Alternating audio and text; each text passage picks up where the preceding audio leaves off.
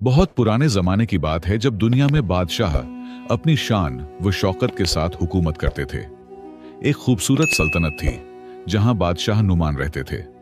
लोग उन्हें बहुत चाहते थे क्योंकि वो आदिल और रहमदिल थे। सल्तनत में ऊंचे पहाड़, सरसब्ज मैदान और साफ पानी के चश्मे थे। मगर बादशाह के दिल में एक ख्वाहिश ऐसी थी जो पूरी नहीं हो रही थी। बादशाह नुमान को फूलों और पौधों से बहुत मोहब्बत थी। वो चाहते थे कि उनके महल का बागीचा दुनिया का सबसे खूबसूरत बागीचा बने। हर सुबह वो महल की छत से अपने सूखे बागीचे को देखते और सोचते कि काश यहां रंग बिरंगे फूल खिलें और हर तरफ हरियाली हो। उन्होंने खजाने का बहुत सा माल लगाया मगर कामयाबी न मिली। बादशाह ने कई मर्तबा कोशिश की। मुल्क भर से माहिर माली लाए गए, दूर दराज से महंगे बीज मंगवाए गए, खास मिट्टी भी लाकर डाली गई, लेकिन पौधे कुछ दिन बाद मुरझा जाते। बादशाह मायूस होते जाते क्योंकि उनकी बड़ी ख्वाहिश पूरी नहीं हो रही थी। एक दिन बादशाह नुमान का सब्र जवाब दे गया। उन्होंने ऐलान करवाया कि जो उनके बाग को हरा भरा कर देगा उसे आधा खजाना दिया जाएगा। यह खबर आग की तरह फैल गई और बड़े बड़े माली अपने नुस्खे लेकर आने लगे, लेकिन हर कोशिश नाकाम रहती। रोज कोई नया माली आता। कोई कहता मिट्टी में नमक ज्यादा है, कोई कहता पानी में खराबी है। सब अपने तौर पर कोशिश करते मगर नतीजा वही, नाकामी। बादशाह की मायूसी बढ़ती गई और लोगों ने कहना शुरू कर दिया कि इस जमीन पर किसी बुजुर्ग की बद्दुआ है। उसी सल्तनत के एक छोटे से गांव में लुकमान नाम का एक यतीम लड़का रहता था। मां बाप के साए से महरूम लुकमान अपने दादा जान के साथ एक झोंपड़े में रहता। दुबला पतला मगर आंखों में चमक वाला ये बच्चा 10 साल का था और हालात ने उसे समझदार बना दिया था। लुकमान सुबह जल्दी उठा करता, गांव वालों के खेतों में काम करता और बदले में थोड़ा बहुत आटा या सब्जी ले आता। शाम को मस्जिद जाकर कुरान सीखता। उसका यकीन था कि मेहनत और ईमान कभी बेकार नहीं जाते और अल्लाह सबसे बेहतर रिज़्क देने वाला है। लुकमान को पौधों से फितरी लगाव था। उसने झोंपड़े के पीछे छोटा सा बागीचा बनाया था जहां उसके लगाए हर पौधे पर जैसे जादू होता। वो लहलहा उठते। वो जंगल जाकर पत्तों को छूता, रंगों को देखता, जैसे हर पौधा उससे बातें कर रहा हो। एक दिन बाजार से गुजरते हुए उसने लोगों को बादशाह के ऐलान पर बात करते सुना।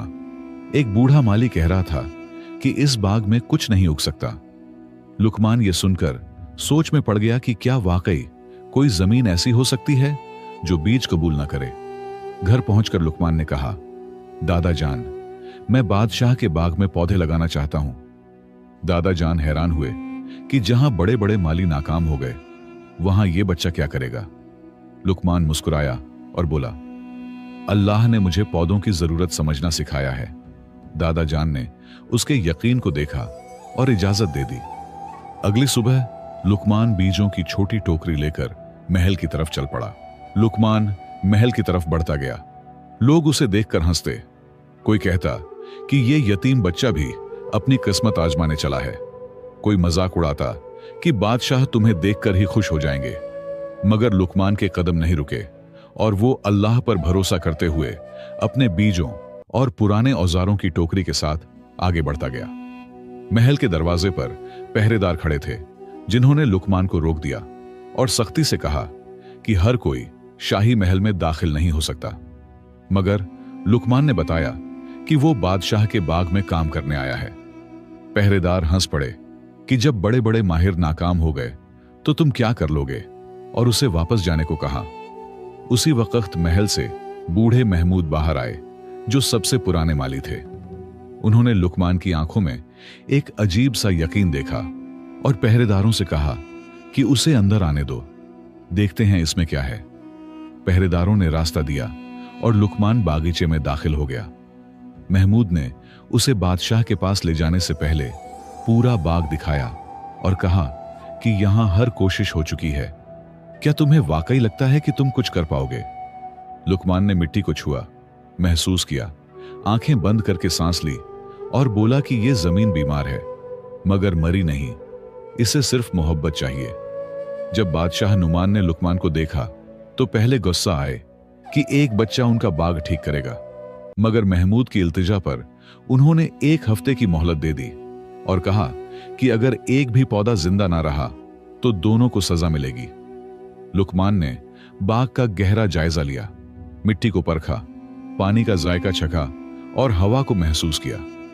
उसे असल मसला समझ आ गया कि पानी नमकीन है और मिट्टी में ऐसे कीड़े हैं जो जड़ों को खा जाते हैं। महमूद हैरान थे कि बड़े माहिर ये कैसे ना समझ सके। लुकमान मुस्कुराकर बोला कि उन्होंने जमीन से बात नहीं की। लुकमान ने काम शुरू किया, जंगल से खास पत्तियां और जड़ी बूटियां लाकर पानी में मिलाई और पूरे बाग पर छिड़काव किया। फिर उसने ऐसी मिट्टी ढूंढी जो नमी रोक सके। महल के लोग उसे देखकर हंसते कि ये बच्चा क्या कर रहा है, मगर वो उनकी बातों को नजरअंदाज करके अपने काम में लगा रहा। 3 दिन गुजर गए और लुकमान दिन रात मेहनत करता रहा। उसने मिट्टी तैयार की, खास बीज बोए और हर पौधे को धुआं देकर लगाया। महमूद खाने पीने का ख्याल रखते, मगर लुकमान कहता कि पौधों को उसकी मोहब्बत की जरूरत है और वो आराम बाद में कर लेगा। चौथी रात आंधी आई, तेज हवाएं चलीं और बारिश हुई। लुकमान अपने नाजुक पौधों की हिफाजत के लिए भागा और दुआ करता रहा कि अल्लाह उसकी मेहनत बचा ले। वो हर पौधे को अपने कपड़ों से ढकता रहा, बारिश में भीगता और ठंड में कांपता रहा, मगर पौधों को नहीं छोड़ा। सुबह आंधी थमी तो वो बुखार में तपने लगा। महमूद उसे कमरे में ले गया, दवाई दी और कंबल ओढ़ाया, मगर डर था कि पौधे आंधी में बर्बाद हो गए होंगे। लुकमान ने कमजोर आवाज में कहा कि उसे बाग में ले चलो। जब वो पहुंचा तो उसकी आंखों में आंसू भर गए, क्योंकि आंधी ने सारे पौधे उखाड़ दिए थे और बादशाह के गुस्से का वक्त करीब आ चुका था। लुकमान ने तबाह बागीचे को देखा और जमीन पर बैठ गया। उसकी सारी मेहनत आंधी में खत्म हो चुकी थी। महमूद ने उसके कंधे पर हाथ रखकर कहा कि वो बादशाह से माफी मांग लेंगे, मगर लुकमान ने आंसू पोंछकर कहा कि वो हार नहीं मानेगा, क्योंकि अल्लाह ने उसे किसी मकसद से यहां भेजा है और वो उसे पूरा करके रहेगा। उसकी आवाज में एक नया अज़्म था। लुकमान ने तय किया कि वो दोबारा शुरू करेगा, मगर इस बार अलग तरीके से। उसने पूछा कि महल कब बना था, और जब महमूद ने बताया कि 50 साल पहले बना था, तो उसने पूछा कि उससे पहले यहां क्या था। महमूद ने बताया कि उसके वालिद कहते थे यहां पुराना कब्रिस्तान था, और यह सुनकर लुकमान की आंखों में चमक आई कि अब उसे मसला समझ आ गया है। लुकमान ने कहा कि जमीन में रूहों की बेचैनी है और उन्हें सुकून नहीं मिला। महमूद डर गए, मगर लुकमान ने समझाया कि पौधे भी जानदार होते हैं और उन्हें भी इज्जत और मोहब्बत चाहिए, इसलिए उन्हें जमीन से माफी मांगनी होगी। महमूद को बात अजीब लगी, मगर लुकमान की आंखों में यकीन देखकर वो खामोश हो गया। लुकमान ने पूरी रात कुरान पढ़ा और दुआएं की और अल्लाह से रहनुमाई मांगी। सहरी के वक्त जब थोड़ी देर सो गया तो उसे ख्वाब में एक बूढ़े बुजुर्ग नजर आए, जिन्होंने कहा कि जमीन में पानी की रूह है, उसे जगाओ। और यह सुनते ही लुकमान जाग गया और उसका दिल तेज धड़कने लगा, क्योंकि उसे रास्ता मिल गया था। सुबह उसने फिर से जमीन खोदना शुरू किया। महमूद परेशान थे कि उसके पास सिर्फ 2 दिन बचे हैं, मगर लुकमान मुस्कुराया कि अब वो अकेला नहीं है। उसने बाग के बीच में गहरा गड्ढा खोदा, जिसे देखकर महमूद डर गए कि कहीं वो महल की नींव न कमजोर कर दे, मगर लुकमान ने बताया कि वो जमीन की रूह को जगा रहा है। गड्ढा गहरा हुआ तो अचानक साफ पानी निकल आया, एक छोटा सा चश्मा। महमूद हैरान थे और लुकमान खुशी से भर गया, क्योंकि उसे समझ आ गया था कि महल बनाते वक्त नीचे के पानी के बहाव को रोक दिया गया था और इसी वजह से जमीन प्यास थी और कोई पौधा जिंदा नहीं रहता था। लुकमान ने फौरन नालियां बनाई ताकि पानी पूरे बाग में पहुंचे, और फिर जंगल से ऐसे पौधे लाया जो पानी में अच्छी तरह पनपते थे।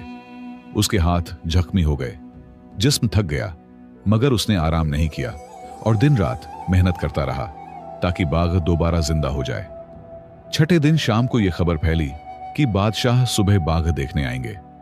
महमूद ने लुकमान को जगाया कि अभी तक कुछ नहीं होगा, हम क्या करेंगे।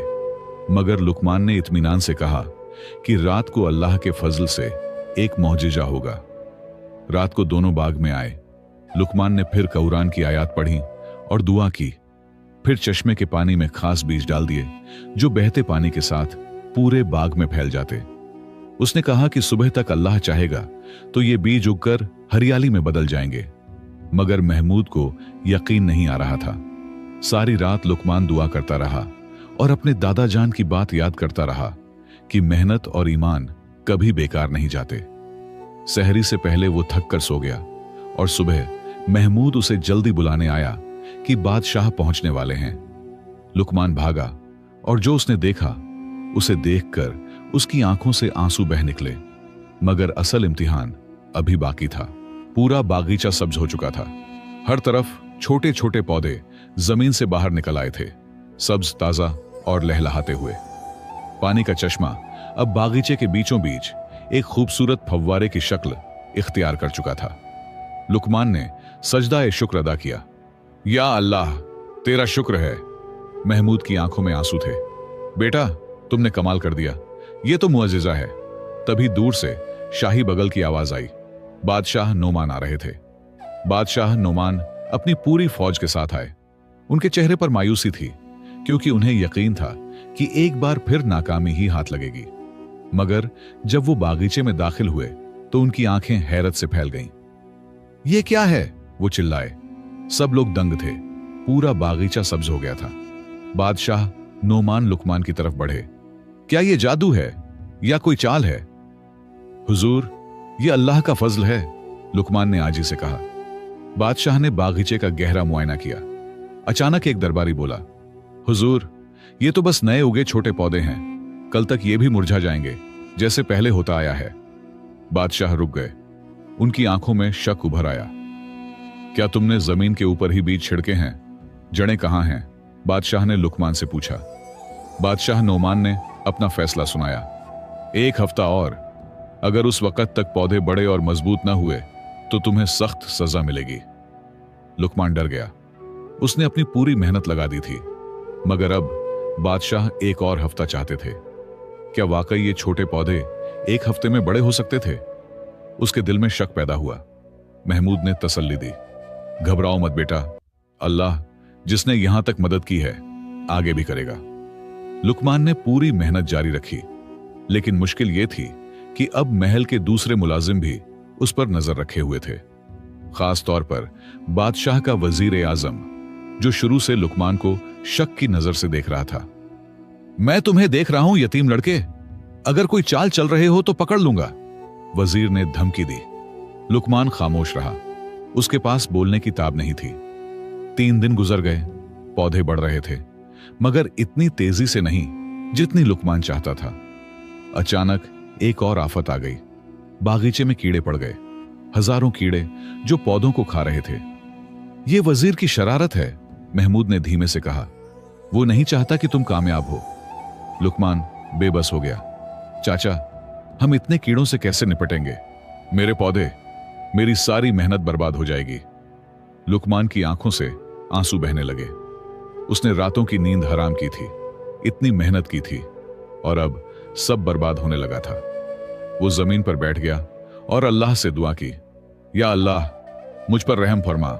मैं एक यतीम हूं, मेरे पास कुछ नहीं, मगर मैंने पूरी ईमानदारी से मेहनत की है। मुझे अपनी मदद दे। उसकी दुआएं पूरी रात जारी रहीं, मगर सुबह होते होते पौधों की हालत और खराब हो गई। चौथे दिन की सुबह लुकमान और महमूद दोनों मायूसी से भर चुके थे। बेटा, शायद हमें बादशाह से माफी मांग लेनी चाहिए, महमूद ने कहा। लुकमान खामोश रहा। फिर अचानक बोला, चाचा, मैं अपने दादा जान की बात मानता हूं। मेहनत और ईमान कभी बेकार नहीं जाते।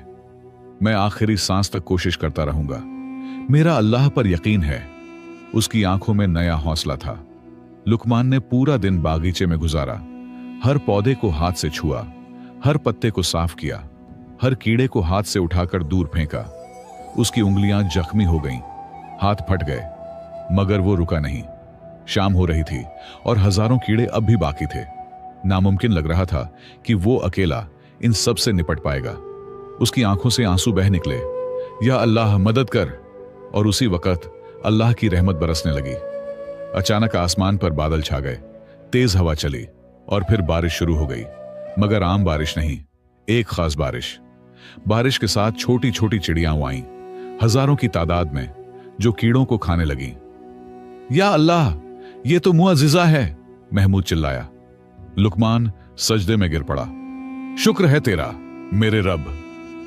थोड़े ही वक्त में सारे कीड़े साफ हो गए और बारिश की बूंदों ने पौधों को ताजगी दे दी। बारिश के बाद पूरा बागीचा ताजा दम हो गया। कीड़े खत्म हो गए, पौधे फिर से लहलहाने लगे। लुकमान ने पूरा दिन और रात मेहनत की, मिट्टी में कुछ खास जड़ी बूटियां मिलाईं जो पौधों की नशोनुमा में मदद करें। एक अजीब बात हुई, बागीचा दिन ब दिन नहीं, घंटे ब घंटे बढ़ रहा था। पौधे आंखों के सामने लंबे हो रहे थे, फूल खिल रहे थे, पत्ते चौड़े हो रहे थे। महमूद हैरान था। लुकमान, ये कैसे मुमकिन है? चाचा, ये आपके बुढ़ापे की दुआओं का असर है और मेरी मेहनत का नतीजा, लुकमान ने मुस्कुराकर कहा। लेकिन हकीकत कुछ और थी।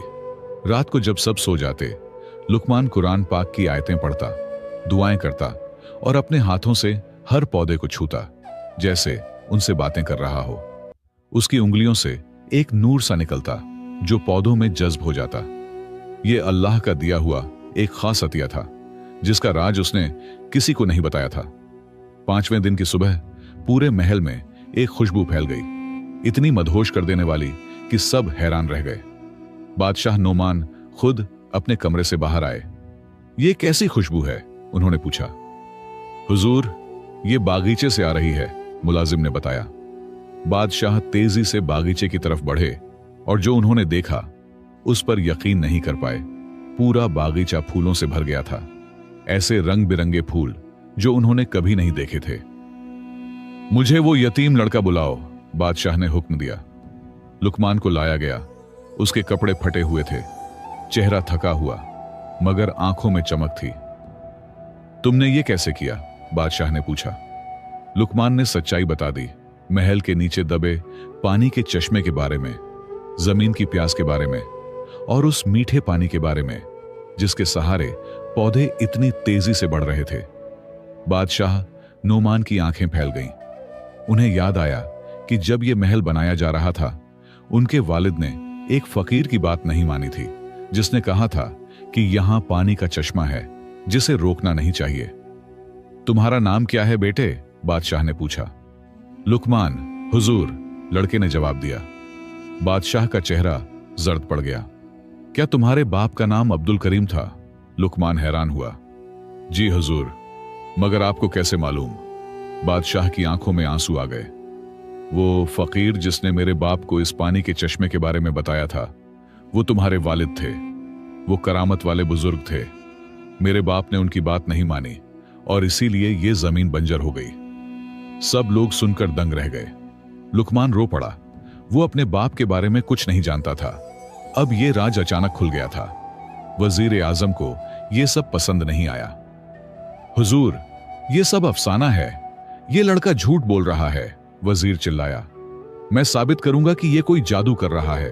उसने हुक्म दिया कि लुकमान को गिरफ्तार किया जाए। बादशाह ने रोका। नहीं, मैं खुद देखूंगा कि सच्चाई क्या है। लुकमान कल सुबह मेरे सामने एक नया पौधा लगाएगा और मैं खुद देखूंगा कि यह कैसे बढ़ता है। लुकमान के दिल में खौफ पैदा हुआ। अब तक वो रात को छुपकर पौधों को अपने खास तरीके से बढ़ाता था। अब उसे सबके सामने यह करना था। क्या वो कर पाएगा? अगर नहीं कर पाया तो? उसने महमूद से कहा, चाचा, मैं डर रहा हूं, मेरा राज खुल जाएगा। महमूद ने कहा, बेटा, अल्लाह ने तुम्हें जो अतिया दी है उस पर फख्र करो, उसे छुपाओ मत। अल्लाह पर भरोसा रखो, वो तुम्हारा साथ देगा। रात को लुकमान ने गहरी दुआएं की। या अल्लाह, तूने मुझे यहां तक पहुंचाया है, कल का इम्तिहान भी आसान कर दे। उसने तहज्जुद पढ़ी, कुरान पाक की तिलावत की और फिर आराम से सो गया। उसके ख्वाब में उसका वालिद आया। बेटा, अल्लाह ने तुम्हें मेरी विरासत दी है, कल तुम अपना दिल खोल कर दिखा दो, फिर देखना अल्लाह कैसे मदद करता है। लुकमान जागा तो उसका दिल हिम्मत और यकीन से भरा था। अगली सुबह पूरा दरबार बागीचे में जमा हुआ। बादशाह अपने तख्त पर बैठे, वजीर मुस्कुराता हुआ एक तरफ, महमूद परेशान दूसरी तरफ। लुकमान को लाया गया। शुरू करो, बादशाह ने कहा। लुकमान ने जमीन में छोटा सा गड्ढा खोदा, अपनी जेब से एक बीज निकाला, उसे मिट्टी में डाला और ऊपर से मिट्टी डाल दी। उसने आंखें बंद की, अपने हाथ बीज पर रखे और धीरे से कुछ पढ़ने लगा। अचानक उसके हाथों से एक रोशनी निकलने लगी। सब लोग सांस रोके देख रहे थे। लुकमान के हाथों से निकलने वाली रोशनी से पूरा बागीचा जगमगा उठा। लोग डर और हैरत से चिल्लाए, ये जादू है, कुछ ने कहा। ये फरिश्तों का नूर है, दूसरों ने कहा। बादशाह चुपचाप बैठे देख रहे थे। वजीर का चेहरा सफेद पड़ गया। लुकमान की आंखें बंद थीं। उसके होंठ धीरे से हिल रहे थे, जैसे वो किसी से बातें कर रहा हो। नूर जमीन में उतर गया और अचानक जमीन हिलने लगी। जमीन से एक हरी कोंपल निकल आई, फिर तेजी से बढ़ने लगी। 1 इंच, 2 इंच, फिर 1 फुट। पत्ते निकले, मोटे हुए, फिर फूल आने लगे, सफेद नाजुक फूल। पूरा दरबार हैरानी से देख रहा था। किसी को यकीन नहीं आ रहा था। अल्लाहू अकबर, महमूद ने कहा। बादशाह नोमान अपने तख्त से उठ खड़े हुए। यह तो मुआज्जा है, यह लड़का कोई आम इंसान नहीं है। लुकमान ने आंखें खोली और सबको उसकी आंखों में वही नूर नजर आया जो उसके हाथों से निकला था। उसने बादशाह की तरफ देखा और धीरे से बोला, हुजूर, यह मेरा नहीं, मेरे रब का कमाल है। मैं तो बस एक वसीला हूं। बादशाह लुकमान की तरफ बढ़े, उसे गले लगाया और कहा, तुम्हारे वालिद ने मुझे और मेरे वालिद को माफ कर दिया। अब मैं तुम्हें अपना बेटा बनाऊंगा। वजीर को बादशाह की बात बर्दाश्त नहीं हुई। हुजूर, ये कैसी बातें हैं? ये यतीम लड़का आपका बेटा? ये तो हमारे लिए शर्म की बात होगी, वजीर ने कहा। बादशाह ने उसे गुस्से से देखा। चुप, तुम्हारी वजह से ही इतने साल बागीचा बंजर रहा। तुम नहीं चाहते थे कि कोई कामयाब हो। मैंने तुम्हारे कीड़े वाली चाल देखी थी। बादशाह की बात सुनकर वजीर का चेहरा लाल हो गया। उसने पीछे खड़े सैनिकों को इशारा किया, पकड़ो इस लड़के को, यह जादूगर है, इसे फांसी दो। सैनिक लुकमान की तरफ भागे। बादशाह ने चिल्लाकर रोका, मगर तब तक वजीर ने अपनी तलवार निकाल ली थी। रुको, वरना इस लड़के को मार दूंगा, वजीर चिल्लाया। पूरे दरबार में अफरा तफरी मच गई। लुकमान डर गया, वह पीछे हटने लगा। अचानक लुकमान के पैर किसी चीज में फंस गए और वह जमीन पर गिर पड़ा। वजीर ने मौका देखकर तलवार उस पर चलाई। लोग चिल्लाए, मगर अचानक एक अजीब बात हुई। उस छोटे से पौधे से जो अभी निकला था, अचानक लंबी लंबी शाखें निकलीं और तलवार के सामने आ गईं। तलवार शाखों में फंस गई। वजीर हैरान होकर फिर वार करने लगा, मगर पौधे की शाखें तेजी से बढ़ती गईं और वजीर के हाथ पांव बंध गए। मुझे छोड़ो, यह क्या हो रहा है? वजीर चिल्लाया। पौधा तेजी से बढ़ता गया। उसकी शाखें पूरी फिजा में फैल गईं, सफेद फूलों से लदी हुई। उन फूलों से एक ऐसी खुशबू निकल रही थी कि जो भी सूंघता उसका दिल परस्कून हो जाता। लुकमान उठ खड़ा हुआ। उसने पौधे की तरफ देखा, फिर बादशाह की तरफ, फिर आसमान की तरफ। या अल्लाह, तेरा शुक्र है, उसने कहा। बादशाह ने हुक्म दिया कि वजीर को गिरफ्तार किया जाए। सैनिकों ने उसे पौधे की शाखों से आजाद किया और ले गए। बादशाह लुकमान के पास आए। बेटा, तुमने मेरे महल में नई जिंदगी लाई है। मेरा वादा है, मैं अपना आधा खजाना तुम्हें दूंगा और तुम मेरे दरबार में इज्जत के साथ रहोगे। लुकमान ने सर झुका दिया। हुजूर, मैं तो बस अपने दादा जान के पास वापस जाना चाहता हूं। बादशाह ने समझाया, बेटा, तुम्हारे दादा जान को भी हम महल में ले आएंगे। तुम्हारे जैसा हुनर रखने वाला बच्चा मेरे साथ रहेगा। मैं तुम्हें अपना वारिस बनाऊंगा। लुकमान की आंखों में आंसू आ गए। वो कहां एक यतीम लड़का और कहां शहजादे की जिंदगी। महमूद खुशी से रोता रहा। उसने लुकमान को गले लगा लिया। बेटा, तुम्हारे वालिद की रूह को सुकून मिल गया होगा। अल्लाह ने तुम्हारे सब्र का फल दिया है। अचानक दूर से एक आवाज आई, रुको, सब कुछ खत्म नहीं हुआ है अभी। सबने पीछे मुड़कर देखा। वजीर अपने आप को सैनिकों से छुड़ाकर भाग आया था। उसके हाथ में एक जलती मशाल थी। अगर यह बागीचा मेरा नहीं तो किसी का भी नहीं होगा, वजीर चिल्लाया और मशाल बागीचे में फेंक दी। आग तेजी से फैलने लगी। लोग चिल्लाने लगे। बादशाह बेबस खड़े थे। लुकमान ने फौरन फैसला किया कि क्या करना है। आखिरी फैसला बस एक पल दूर था। लुकमान ने बिना सोचे समझे सीधे आग में छलांग लगा दी। लोग चिल्लाए। बादशाह ने अपना मुंह मोड़ लिया। सब समझे कि लुकमान का अंजाम हो गया। मगर कुछ पल बाद एक हैरान कर देने वाला मंजर दिखाई दिया। आग फैलने की बजाय सिकुड़ने लगी। सबने देखा कि लुकमान आग के बीचों बीच खड़ा है। उसके हाथ आसमान की तरफ उठे हुए हैं और उसके चारों तरफ पानी का एक घेरा बन रहा है। वह चश्मा जो लुकमान ने खोजा था अचानक फव्वारे की शक्ल में फट पड़ा था। पानी के फव्वारे ने कुछ ही लम्हों में सारी आग बुझा दी। लुकमान भीगा हुआ मगर सुरक्षित था। उसने वजीर की तरफ देखा जो अब भी गुस्से में लाल पीला हुआ खड़ा था। तुम मेरी कामयाबी क्यों बर्दाश्त नहीं कर सकते? लुकमान ने पूछा। वजीर चिल्लाया, क्योंकि तुम एक यतीम हो। मैंने सालों मेहनत की बादशाह का करीबी बनने के लिए, और तुम एक दिन में मेरी जगह ले लोगे। लुकमान मुस्कुराया, मैं तुम्हारी जगह नहीं अपनी जगह बनाना चाहता हूं। बादशाह ने वजीर को सख्त सजा दी। तुम्हें कैद में डाला जाता है जहां तुम अपने की पर पछताओ, बादशाह ने ऐलान किया। फिर उन्होंने महमूद को बुलाया। आज से तुम मेरे बागीचे के सरदार हो और लुकमान तुम्हारा मददगार होगा। महमूद की आंखें नम हो गईं। हुजूर, मैं आपका शुक्रगुजार हूं, बादशाह ने लुकमान से कहा। और तुम मेरे बेटे, तुम्हारे लिए मेरा वादा बाकी है। आधा खजाना तुम्हारा है। क्या तुम चाहते हो? लुकमान ने बादशाह की तरफ देखा, फिर अपने चारों तरफ लहलहाते बागीचे की तरफ और फिर महमूद की तरफ। हुजूर, मैं खजाना नहीं चाहता। अगर आप मुझ पर मेहरबानी करना चाहते हैं तो हमारे गांव में एक मदरसा बनवा दें जहां बच्चे इल्म हासिल कर सकें, और एक शिफा खाना भी जहां गरीब लोग मुफ्त इलाज करा सकें। और आखिर में मेरे दादा जान को एक आरामदायक मकान दें ताकि उनके बुढ़ापे में उन्हें किसी चीज की कमी ना हो। बादशाह नोमान की आंखें नम हो गईं। तुम्हारी फिक्र अपनी नहीं, दूसरों की है। अल्लाह ताला ने तुम्हें सिर्फ पौधों के साथ बात करने का हुनर ही नहीं दिया, बल्कि एक बड़ा दिल भी दिया है। बादशाह ने ऐलान किया, मैं तुम्हारी सारी ख्वाहिशें पूरी करूंगा और इसके साथ तुम्हें अपना वारिस भी बनाता हूं। तुम मेरे बेटे हो और मेरी मौत के बाद तुम इस सल्तनत के बादशाह होगे। लुकमान ने अपने दादा जान को महल में बुलाया। जब दादा जान आए और उन्होंने बागीचा देखा तो हैरानी से दंग रह गए। अल्लाहू अकबर, मेरे बेटे ने यह सब क्या किया है? उन्होंने कहा। लुकमान ने दादा जान को सब कुछ बताया, अपने वालिद के बारे में, अपने खास हुनर के बारे में और अब बादशाह के फैसले के बारे में। दादा जान की आंखों से आंसू बहने लगे। तुम्हारे वालिद बहुत खास इंसान थे। मैंने कभी नहीं सोचा था कि तुम उनकी विरासत संभालोगे। अगले कुछ सालों में लुकमान ने गांव में मदरसा और शिफा खाना बनवाया।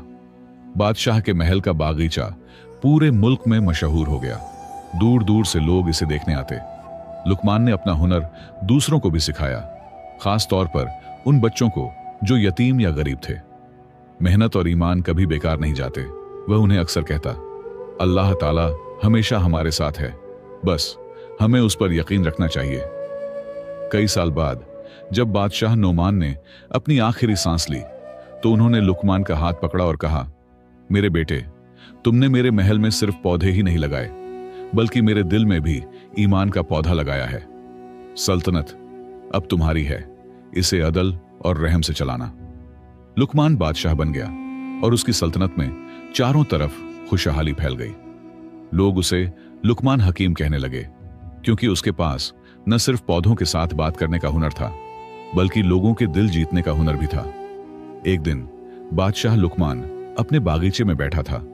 उसके सामने वही पौधा था जो उसने बादशाह नोमान के सामने लगाया था। अब वह एक बड़ा पेड़ बन चुका था, सफेद फूलों से लदा हुआ। लुकमान ने उस पेड़ को छुआ और मुस्कुराया। यह सब तेरा फजल है मेरे रब। मैं एक यतीम लड़का था और तूने मुझे बादशाह बना दिया। मैंने सिर्फ अपनी मेहनत और तुझ पर ईमान रखा और तूने मुझे इतना कुछ दिया। लुकमान की आंखों में आंसू थे, आंसुओं के बाद एक मुस्कान, जैसे उसके वालिद उसे देखकर मुस्कुरा रहे हों। इस कहानी से हमें यह सबक मिलता है कि अल्लाह ताला हमेशा अपने बंदों के साथ होता है। हमें मेहनत करनी चाहिए, ईमान रखना चाहिए और अल्लाह पर भरोसा रखना चाहिए। चाहे हम कितनी भी मुश्किल में हों, अगर हम सब्र से काम लें और अल्लाह पर यकीन रखें तो वह हमें जरूर कामयाबी अता करेगा। जैसे लुकमान ने साबित किया कि एक यतीम बच्चा भी अपनी मेहनत और ईमान से बादशाह बन सकता है।